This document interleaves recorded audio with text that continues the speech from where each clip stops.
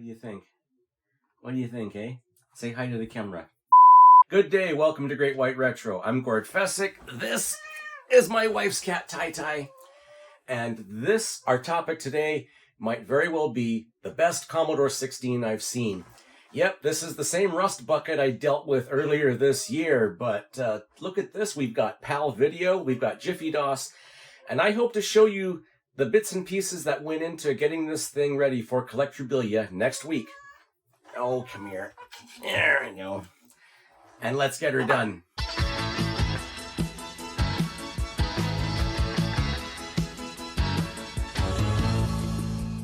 So I'm actually not sure how this works. I'm pretty impressed.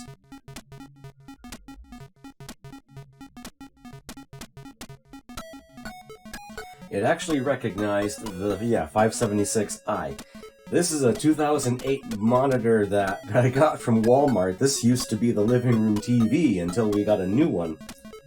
And well, look at that. It actually recognizes PAL Video, and it's in pretty good shape.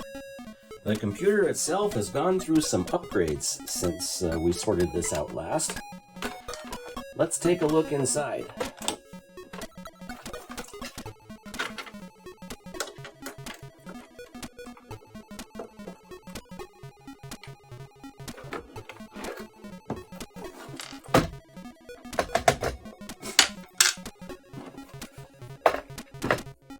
So, looking inside,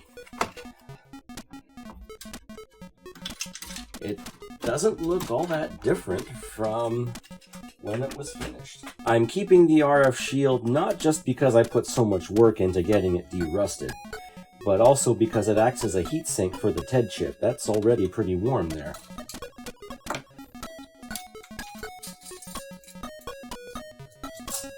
Don't lose the screws. You know, while we're in here, let's check something. Let's get the diagnostic ROM re-enabled here. So if you remember from last time, I ordered some bus transceivers that didn't quite work right. These are the stock ones. These are LS257s, and I got some LS257Ns from an eBay vendor that didn't quite work. Well, in the meantime, I picked up a pair of LS257, or not LS, but HC, which is CMOS, 257Ns from DigiKey. What I want to know is if these things behave any differently.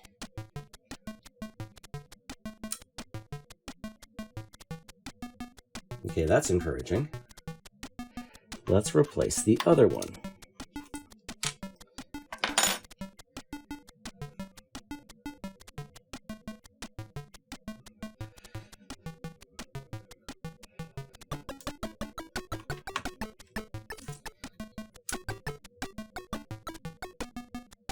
Okay, that one's working. Now that eBay vendor since sent in some replacements. I'm going to try the replacements. I think these were the replacements, but I'm not sure. We'll try those in here while we have the diagnostics enabled. Yeah, these have to be the replacements because the pins aren't bent yet.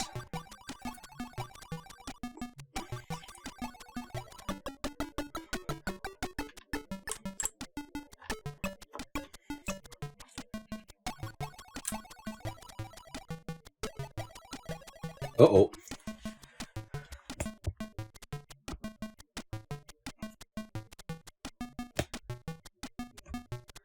Oh boy, this can't be good. Okay, so yeah, with the replacement parts from the eBay vendor, the diagnostic is really complaining.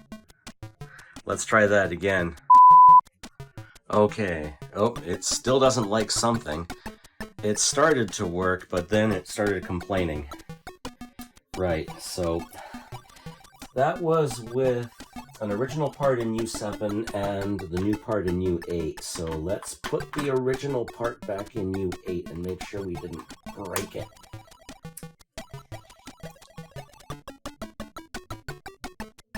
Okay. Yeah. Alright, I don't know what was up with those chips, but it really doesn't work.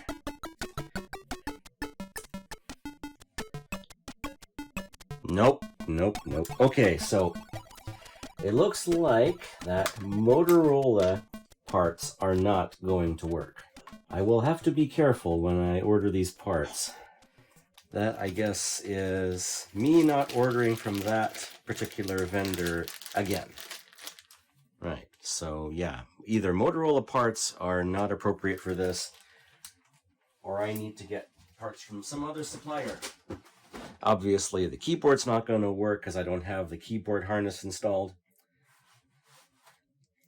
But hey, that was an interesting little segue. So what else have we got here?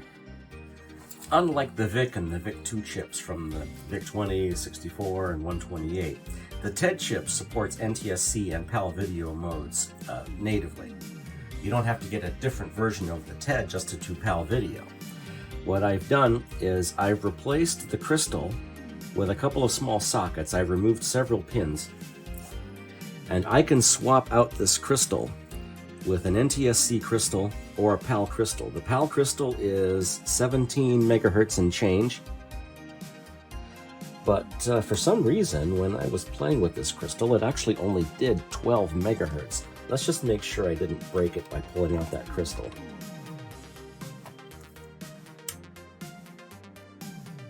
Okay, good.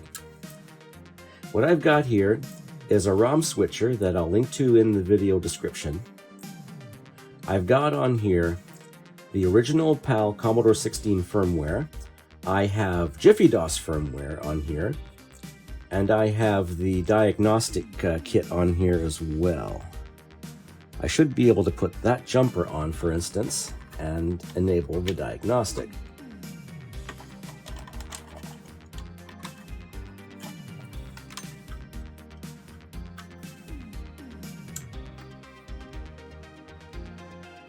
Nope, that's the stock firmware. Let's try that again.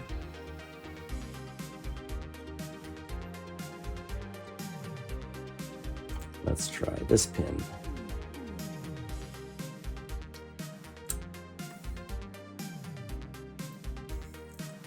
Okay, you're not seeing it on screen, but it is running the Diag 264 firmware.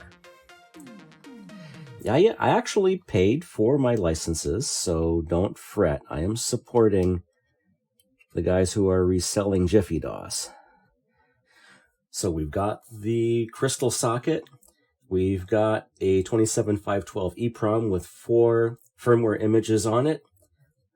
One of them is the stock firmware, one of them is the Jiffy DOS firmware, and 2 of them are the Diag 264. I'm using the stock PLA because it hasn't gone bad, and it also has the 64K RAM modification from last time. By the way, to get this firmware switcher working, I actually had to desolder the stock socket and solder the firmware switcher into place. And that's not the only time I've had to do that. I had to do that on my 64C, I had to do it on my 1541 too. I suspect I'm going to have to do it on every device that I use this switcher on. Either that, or I just make my own firmware switcher instead. So yeah, it does sit on top of there, but it does fit. And I am keeping the RF shield to use as a heatsink, in addition to it being an RF shield.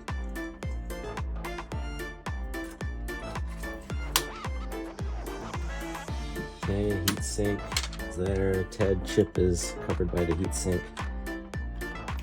Firmware is in place. Let's just make sure I didn't break anything. And it's still in diagnostic ROM mode, so I have to, I gotta undo it again. Anyway, I'll do that and I'll get it fixed up. Okay. There we go. Back to normal. All right, that's encouraging. So, let's say we put this thing through its paces. You may recognize this SD to IEC when I was setting it up on my VIC-20. Well, obviously there's no standard card edge cassette port to plug in for power, but I was hoping that the SD to IEC would take advantage of the extra power pin on the serial connector to be able to work. Unfortunately, that doesn't work. I got no light here and I got no power. However, I did pick up some pieces from a Commodore 64 test harness, which include plus 5 volts for power and ground. And I took a Macintosh SE to ImageWriter 2 cable, and I've got 3 of these. So I was able to sacrifice one cable for this. It should get power from the Commodore 16's cassette port. Top. Right. So that goes there. And this little combination should give me power. And it does. All right.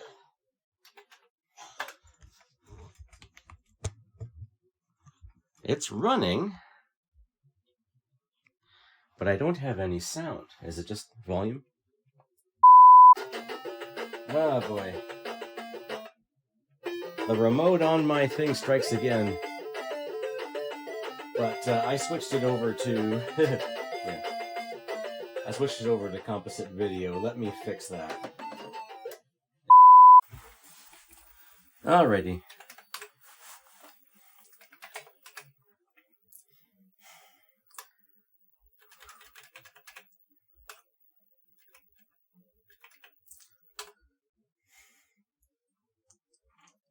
Ooh. Did it just boot itself? Oh, okay. That looks better. The blues actually look like blue.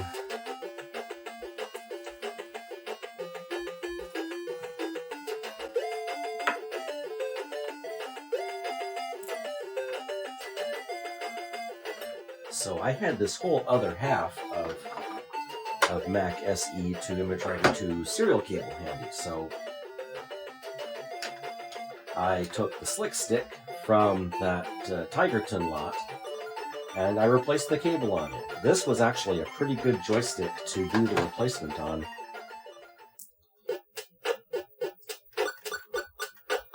Yeah, this joystick is pretty good actually.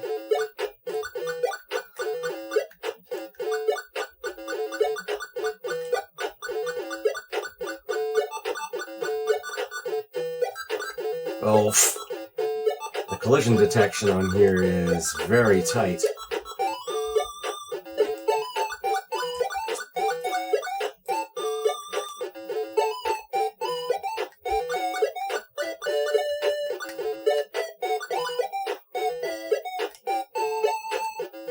Oh, get serious.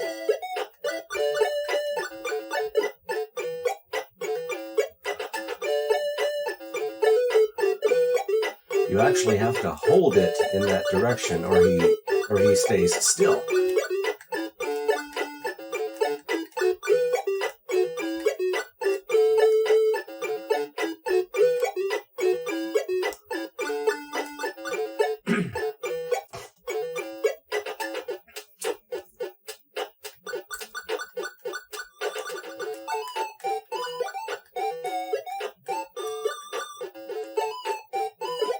You gotta be quick on those bonuses too. Ah, damn it. So close yet so far.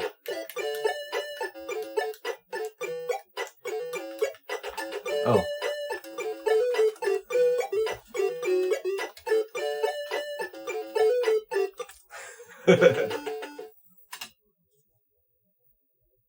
Don't worry about the flickering, that's a Jiffy DOS artifact. There we go.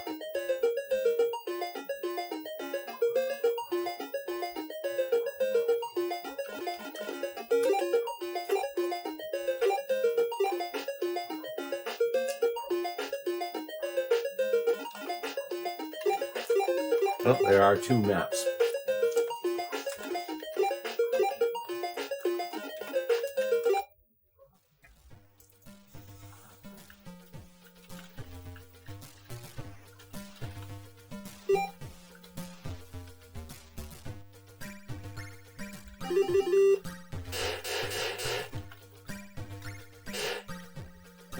don't know the controls for keyboard, but that's okay. If I got this far, that means that the map is fully loaded. Now, the one thing I couldn't get to work, at least with the SD to IEC, was Pets Rescue. And that's simply because the thing is not compatible with the SD to IEC. It's expecting a real 1541 or 1551, and what's happening is that the drive light's flashing here. So that isn't going to work, but I have a cunning plan. So to solve my Pets Rescue problem, I've got a 1541-2 with a Chinon drive mechanism, one that is not as prone to failure as the Mitsumi Leetronics ones. Got my power supply, and I'll get all this hooked up. Okay. So, since I have to use an actual floppy drive, I had to get some actual floppy disks. So I paid for Pets Rescue. I got a 40-track D64 image. I used a Zoom 1541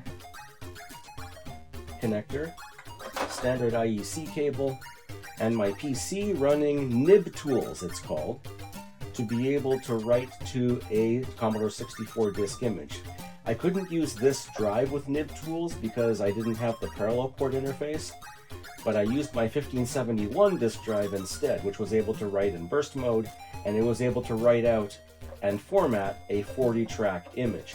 Normally, Commodore DOS uses 35 tracks on a disk, but the drives mechanically can do up to 40 tracks. And Pets Rescue, that is the full paid version, takes full advantage of that, so you need to use a PC disk writer that can manage the 40 tracks on a Commodore disk drive. I will show how that was done in a future episode, along with how to transfer onto floppies for other platforms. In the meantime, let's get Pets Rescue fired up. Okay.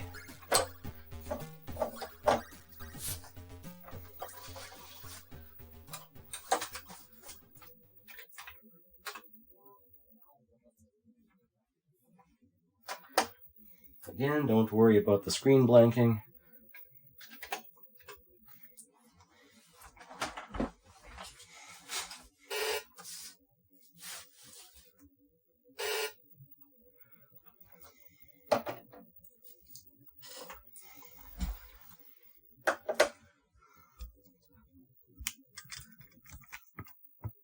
This is very encouraging.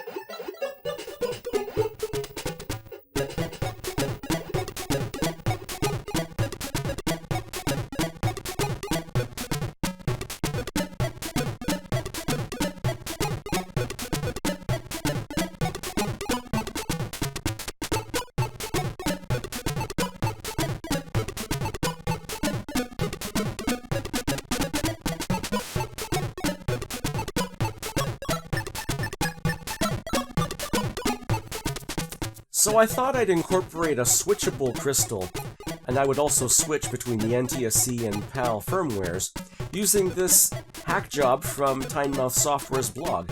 I thought, okay, maybe I could do this. I can order parts from DigiKey and assemble a circuit like this. I ended up getting perf boards from eBay, and I planned this whole thing out. I was gonna not just use the crystal on the main board, but I was going to have both crystals on my sideboard and I was going to generate both clocks, and I'll have them switchable between the two. That ambition turned out to be a little too much, which I will show in just a bit. Alright, let's see if I can do this. Alright, so I've got my little clock generator thingy here. I'm putting out 5 volts. Now let's take a look at my crystal outputs here. 10 megahertz, that can't be right.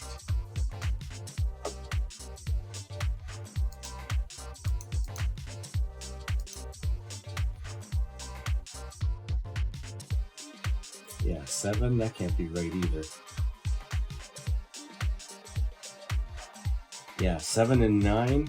I'm supposed to be getting 12 and 7. I'm supposed to be getting 14 and 17. Instead, I'm getting these. They're supposed to be between 5 volts and 0 volts, but they're not doing that. And they're supposed to go into this, what would be a bus transceiver eventually, so I could switch between the two. But that isn't happening. Then I figured, okay, maybe I'm kind of overdoing it by doing all of this stuff at once.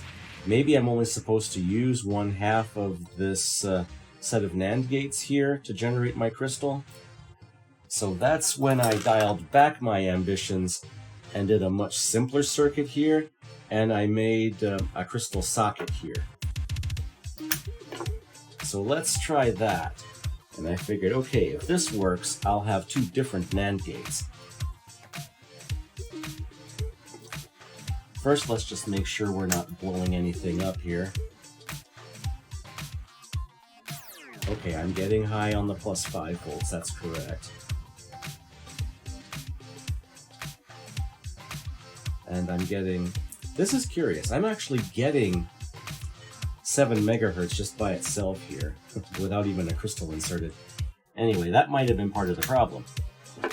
Let's insert the 7, I think this is the PAL crystal. Yeah, this is the 17 megahertz crystal here. Let's get that in there. And my output should be all the way over here. It is, but it's 12 megahertz and it's sitting at a maximum of 2.71 volts. It's not hitting 5 volts and 0 volts. Here's the interesting thing. Let's put in the 14 megahertz crystal. Alright, let's see what we get.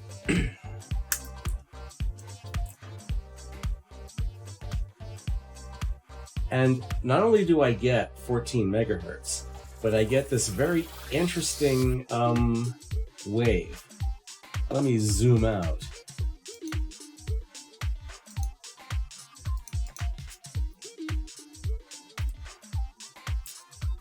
There we go. So, I don't know if that's the resolution of my Handtech scope getting in the way or what, but I can't trust this. While I am getting 14 megahertz, and while the 17 megahertz crystal does give me a slower clock speed that's proportionate between NTSC and PAL, this doesn't seem right to me. I wasn't going to trust this. It was after that I decided, okay, I am wasting my own time here, and I will just put the PAL crystal into there and just use the PAL firmware. I mean, obviously I can use it on this monitor, so why not? So back in the Great White Retro Channel's community tab, I asked about a funny key layout for the Commodore 16. I thought, since we have all 4 cursor keys, let's see if we can do the inverted T cursor layout on there without modifying the case or keeping the same idea as the Commodore 16. At the same time, I thought, well, can we put this in a 64C case? Can we build a whole new system using all off-the-shelf parts? Adrian Black told us about a 6502 adapter board, a TED PLA replacement, a TED replacement. Never mind the TED PLA. The TED chip can be replaced with a PLA now as well. But at the same time, let's bring it into the modern era.